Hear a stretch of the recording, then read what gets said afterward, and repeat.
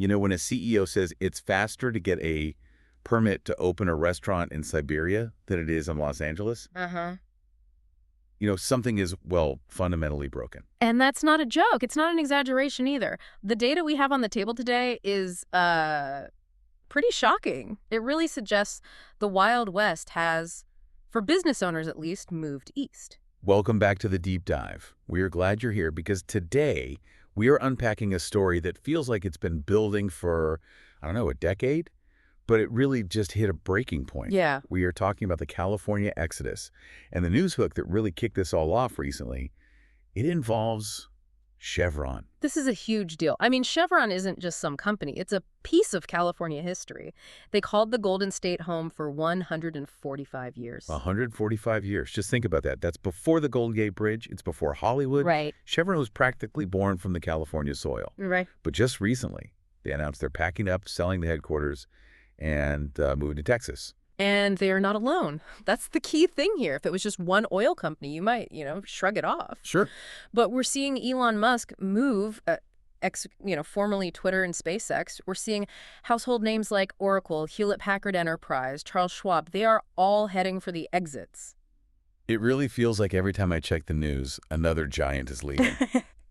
So the premise of today's deep dive is pretty simple. Is this just normal business churn?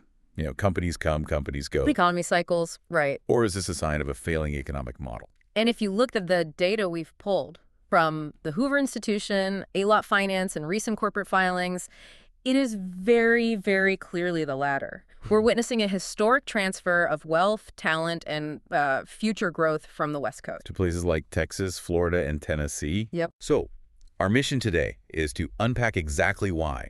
We're going to look at what's being called the trifecta of trouble driving them away.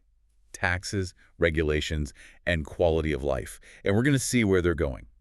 Spoiler alert, you might want to buy a cowboy hat because it is mostly Texas. Right. And to really get a handle on this, we need to start by understanding the sheer scale of the departure.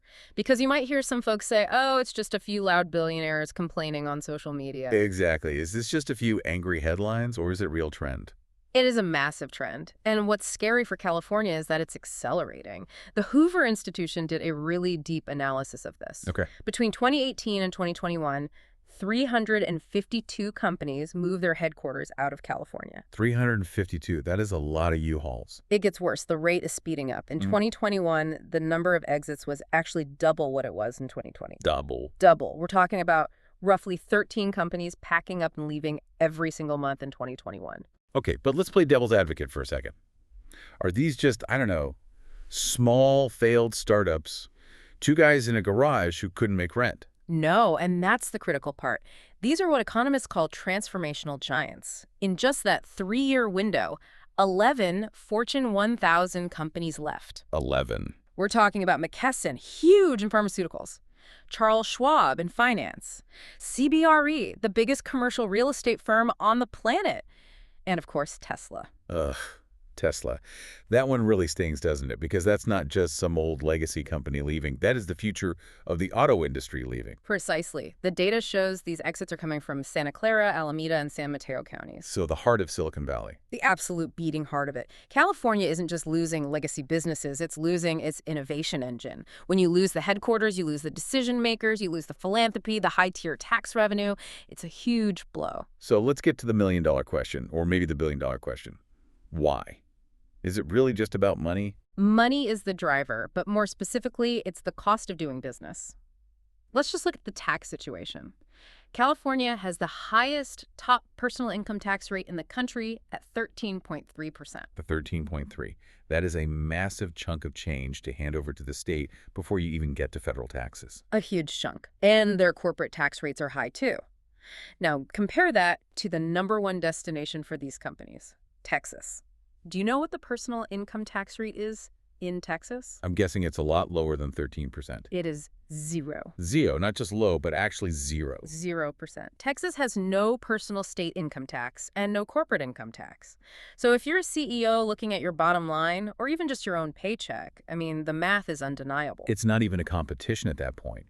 You are effectively giving yourself and your entire staff a massive raise just by crossing a state line. It really isn't close. Chief Executive Magazine surveys CEOs every single year. Consistently, they rank California as the worst state for business and Texas as the best. But it's not just about the CEOs, is it?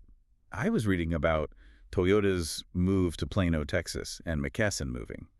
They kept bringing up their employees. This is the quality of life factor, and it's huge. Even if a company wants to stay in California, their workers often just can't afford to live there anymore. Let's look at housing. Right. The real estate market in California is, legendary for being expensive, but how bad is the gap, really? It's devastating. The median home price in San Francisco is roughly $1.6 million. $1.6 million, wow. Compare that to Austin, Texas, where it's around $562,000. So you can basically buy 3 houses in Austin for the price of 1 in San Francisco. Essentially, yes. In California tech hubs, only about 20% of households can actually afford a median-priced home.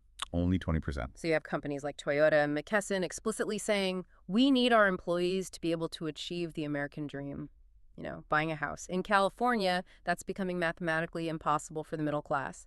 In Texas, it's still attainable. That is a huge retention tool. If you can tell an employee, come work for us, and you can actually own a home with a yard, that's a really big deal. It's a massive deal. But there's another factor that drives business owners absolutely crazy. It's the headache factor. The red tape. The regulations. California is widely considered the most regulated state in the U.S. We are talking about nearly 400,000 pages of state regulations. 400,000 pages. Who even reads that? Lawyers. Lots and lots of lawyers. And this brings us right back to that Siberia story you mentioned at the top. Yeah, tell us about that again. That was the CEO of CKE Restaurants, right?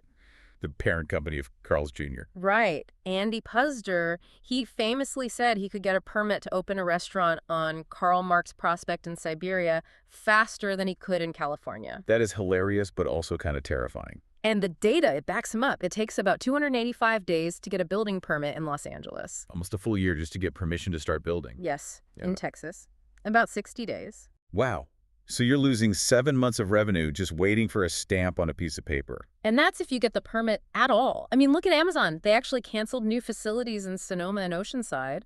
That's thousands of potential jobs because they just couldn't get through the permitting process. It seems like the state is actively fighting people who want to create jobs. It often feels that way to businesses. You have things like CEQA, the California Environmental Quality Act. Now, it sounds good on paper. Sure, who doesn't want a quality environment? Exactly. But it's often abused to just block any development. There's a famous example involving the Newhall Ranch development. What happened there? So to get approval, the developer was forced to agree to install 20,000 electric vehicle charging ports. Okay, sounds green. The town was only projected to have 20,000 cars total. Wait, so one charger? Yeah. For every single car that would ever be there. Even though only a tiny fraction of those cars would be electric, it was 100-fold excess just to get the government to say yes, and it drives up costs astronomically. That is the definition of government overreach.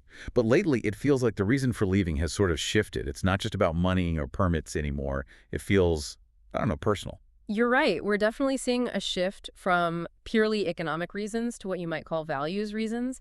And the biggest example of this is Elon Musk moving X and SpaceX. Right. He was extremely vocal about this. He called it the final straw. And what was the specific trigger for him? It was a new California law regarding schools. The law prohibits school districts from requiring parental notification if a child changes their gender identification at school. So keeping secrets from parents. That's how Musk saw it, yeah. He explicitly stated that this law attacks both families and companies. He said he couldn't, in good conscience, keep his companies headquartered in a state that passes legislation like that. It's become a governance issue, not just an economic one. It is. It's a feeling that the state government is becoming adversarial toward parental rights and, traditional business values. You heard similar things from Alex Karp, the CEO of Palantir? Palantir. They moved to Denver, right? They did. And Karp didn't mince words. He slammed Silicon Valley's intolerant monoculture. He basically said if you don't subscribe to a very specific, narrow set of political beliefs, you just aren't welcome there. So it's a hostile environment. You've got high taxes, impossible housing, endless regulations, and now a culture war against your values. Exactly. It's a push factor that goes way beyond the balance sheet. Okay, so despite all of this, you still hear people usually politicians in California, saying, nothing to see here. I've seen reports claiming the exodus is statistically negligible. Right. You'll see reports, and they're often cited by state officials, saying that California is still a startup machine and that the number of businesses leaving is a tiny fraction of the total economy. Is there any truth to that? Or is it just spin? It's a classic case of using statistics to hide the reality. So let's deconstruct that denial narrative. The argument is that the births of new companies outnumber the deaths or exits. Sure, new coffee shops open every day. Exactly. Yeah. But losing a headquarters is fundamentally different than a small business opening or closing. We call this the churn fallacy. When McKesson or Tesla leaves, you aren't just losing a building. Right. You're losing high-paying corporate jobs, the decision makers, and the massive tax revenue that funds the state's programs. A startup with 3 employees just doesn't replace a Fortune 500 headquarters. It's quality over quantity. Precisely. And there's a hidden factor that the official stats miss completely. It's called disinvestment. What does that look like? It's when a company doesn't officially pack up and leave, but they stop growing in California. So look at Apple. They're still in Cupertino, sure. Yeah. But where are they building their massive new campuses? Austin and North Carolina. Exactly. Right. They're putting their new billions into other states. That is growth that should have been in California, but isn't. So the tree is still standing, but it's stopped growing new branches. That's a great analogy. Experts estimate that for every major public exit we see in the news, like a Chevron, there are 5 non-public disinvestment events. Companies just quietly shifting their resources elsewhere. That is dangerous because you don't see the impact immediately. It's a slow bleed. And that leads to complacency. Elon Musk had a great quote about this when he left. He said, if a team has been winning for too long, they do tend to get a little complacent. They just assume they'll always be the champs. California has assumed for decades that the weather and the vibes were enough to keep everyone there, no matter how high they raised taxes or how much red tape they created. And the data shows that bet is failing. So let's wrap this up. What does this all mean for the big picture? It means we are seeing the rise of the new Californias. Texas, Florida, Tennessee. These states are rolling out the red carpet while California is rolling out the red tape. It really just seems like a lesson in basic economics. Capital goes where it's treated well. It does, and it stays where it's respected. Right now, business leaders are voting with their feet. They're saying that stability, affordability, and freedom are more important than a view of the Pacific Ocean. It's a wake-up call for sure. And here's a final thought for you to chew on. California prides itself on being the innovation capital of the world. That's the brand. Silicon Valley. Well, consider FICO, the company that literally invented the credit score, the ultimate metric of financial risk. Yeah. They decided their future belongs in Bozeman, Montana.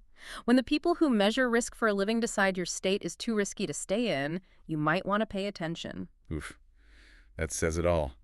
Bozeman, here we come. It's beautiful out there. That's it for this deep dive. Take a look at your own industry. Where's the new money going? It might just tell you a lot about where the future lies. Thanks for listening.